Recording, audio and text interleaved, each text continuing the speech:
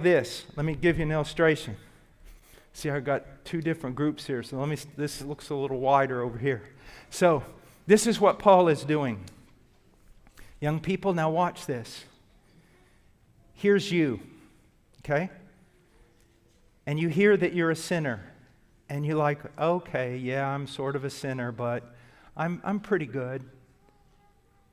And so you go, I can escape this condemnation. I'll just go this way. And as soon as you take a step, Paul goes, boom! And puts iron bars here and goes, no, you're not good. And then you go, well, yeah, I'm good. So you turn this way. Boom! Another set of bars. And then you go, but I'm not that bad. Boom! Another set of bars. And then you go, well, I'll escape out the back. Boom! Another set of bars. And now you're encaged because every one of these walls is telling you, yes, you have sinned. And you go, well, I'll go under. You start digging, but you find out you can't get out that way because the bars go deep. You're condemned. You can't go this way. You can't go this way. You can't go back. You can't go forward. What way can you go? Where is the one place where there's no bars? Up. Up. To do what? Oh God, I am a sinner. I can't save myself through these good works. I can't save myself through this. I can't save myself through this. I'm entrapped in my sin. I can't go around. I can't go under. But oh God, now, finally, I'm looking up. I'm looking up, oh God. Please have mercy on me. Please save me. Oh God, I have read in the Bible that you are a loving God, a merciful God, a compassionate God, a God who is willing to forgive, that takes no joy in the death of sinners like me. So now I look up to you, God, save me. Do you see? If I have been in the ministry for 3.5 decades, I have been in jungles, I have been in deserts, I have practically frozen to death. There are so many things, guns to my head, you name it, done so many things, young people. I'm so tired. You say, why are you going to heaven, Brother Paul? One reason, and it has nothing to do with jungles or deserts or good works or orphanages or anything else. If I die right now, I'm going to heaven for one reason. Jesus Christ died for this sinner. That's it. I have no other boast, young person. You see, young person, what I want you to see is I want you to see that you can't save yourself this way, or this way, or this way, or backwards. You cannot do it but this way. God, I'm a sinner. I cannot save myself. Save me. And you say, oh, wonderful. No, we got another problem. We got another problem. Now, if you'll listen to me on this one, you're going to understand some things, okay? If you'll just listen to me and grasp it. I'm going to teach you something that even most of the evangelicals don't understand.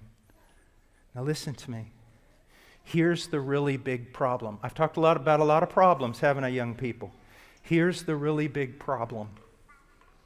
Are you ready? Let's say that a man breaks into my house and kills my family. Or let's say a man breaks into your house and kills your family. And he's got blood on his hands. I mean, you caught him red-handed. He's guilty. He's guilty. Just like you're guilty, I'm guilty. He's guilty. And you capture him and you tie him up. And you call the police, and the police come and they put him in a jail. But then he has to stand before the judge, right? Now, there's no doubt this man has destroyed your family. All the evidence points to that. So one day, you're in the courtroom with the people from your town and your friends, and they're all there to see justice being done. This man killed somebody. And the judge comes out, and this is what he does. He looks at the man who killed your family, and he says this, I am compassionate, slow to anger, and abounding in loving kindness. And he looks at the man who killed your family and says, you're free to go. What are you going to say? Are you going to say, oh, that was beautiful? Are you going to say, oh, what a demonstration of mercy? No, that's not what you're going to say. You know what you're going to say? That judge is more corrupt than the man who killed my family. That judge is wicked. That judge should do righteousness. That man has committed a crime. He has killed my entire family. A judge is supposed to make just decisions. That man should be condemned. And you're going to look at that judge not as a wonderful, forgiving man. You're going to look at him as a corrupt politician maybe, a corrupt judge, a wicked man because he didn't do justice. Justice demands that this man be punished for his crimes. Well, that presents a problem, doesn't it, young people? You've committed crimes against God. If God just forgives you, you're forgiven. Then God's not just. He's not good. And do you want to know something? That's what the Bible's all about. From the very beginning, that's what the whole Bible is about. Did you know that? Some of you older people didn't even know that. There is a great problem in the Bible that seems incapable of being solved until we get to Jesus. And that is, since God is just, He cannot forgive wicked men. He must punish them. God is a righteous judge, and He's going to punish the wicked. So how can He give Adam a promise of salvation? How can He save Noah? You paint all those pictures of Noah in his ark, but Noah was a sinner. He should have died in the flood with everyone else. Abraham is called a friend of God, but Abraham sinned against his wife and God and put his own wife in jeopardy and lied to the king. Abraham deserved to die. Israel deserved to die in the desert when they came out of Egypt. Do you see that? David should have died. If God is just, why did God allow all these sinful people to just go on? You see, here's the problem. God does love you. But if He forgives you, just, okay, it's gone. Do you know what He's like? Have you ever heard this statement? The corrupt judge swept the crime under the rug. You see? He didn't do justice. So how can God forgive you? You have sinned. How can He forgive you? Because God's own justice demands that you die, but God's love is saying, I want to save. How can the problem be solved? The answer is in Christ and the gospel. Listen to me, young person. Just listen so carefully here. Jesus Christ is everything. You see all these preachers up here? Failures. Including myself, failure. Everybody's a failure. There's only one who didn't fail. Our father Adam failed. We failed. Everyone failed. There's only one hero in this story, and it's not the preacher. It's not the speaker. There's only one hero in this story, and it's Jesus Christ, God's Son. Here's what God did. God, in His judgment. So let's go back to the judge. Remember the judge? So, think about this. Let's say the judge is just. The criminal comes in the courtroom, and the judge goes, you have committed murder, and you must die. Justice demands you die. Life for a life, eye for an eye, tooth for a tooth. You must die.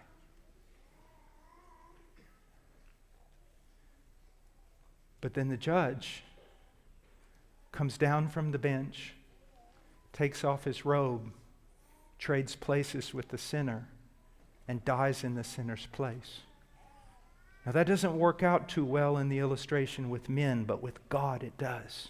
Here's what God has done. God doesn't play, okay? God looks at you and says, you have violated every law I have ever given. You have broken every command. You have disdained me, disobeyed me, given my worship to others, even to yourself. You are guilty, guilty, guilty. And God's own justice demands that you die. But then God himself, in his love, becomes a man. He lives the perfect life that you did not live. And then on the cross, all your sin is placed upon him. And then all the punishment, all the wrath of God, all the holy anger of God against evil that should fall on you, falls on the substitute, the one standing in your place, Jesus Christ. He lived the life you couldn't live. He bore your sin. And then all the judgment that God's justice demanded be poured out on you, he absorbed it. He took it in. Do you remember when Jesus was on the cross? What was the last thing he said? It is finished. Right before, it is finished. It is finished. What did he mean? I've paid in full. I've paid it all. You and I have committed crimes against God, and we're in debt to God. And that debt is death. Jesus went to the cross. He bore our sin. He was crushed under the fierce judgment of God, because God is love and hates evil. He was crushed under all the judgment that should fall upon you and me. And when it was finished, Jesus goes, it's finished.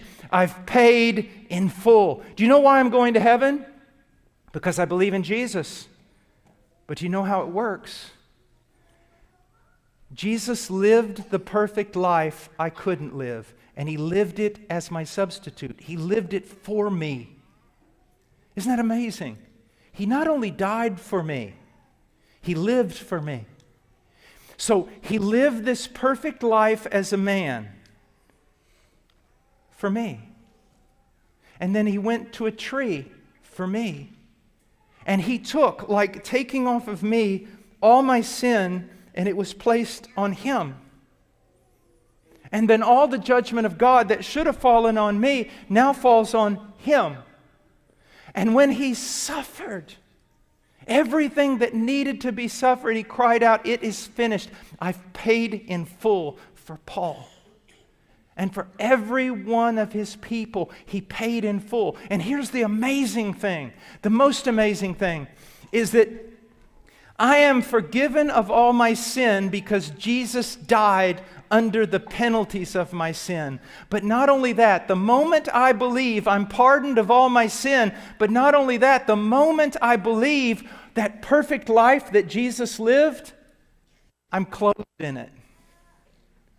I had two problems. You know what those problems were? One, I couldn't live a life that was acceptable to God. But the other problem is, because I couldn't live a life that was acceptable to God, I was under the penalties of the law, which demanded my death. Jesus took care of both problems. He died under the penalties of the law for me, but he also lived for me.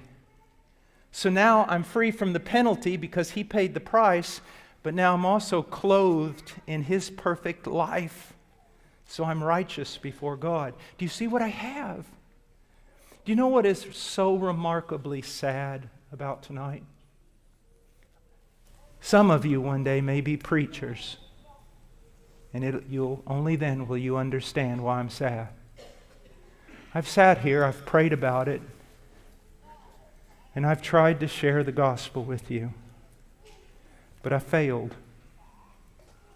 You see, this Jesus is so wonderful. God's love is so wonderful. What Jesus did is so wonderful that any time a preacher tries to explain it, he just walks off the platform with his head down because he knows he failed. Young people, there's no way I can show you how wonderful God is. The price that he paid for you, how much he loves you, what Christ did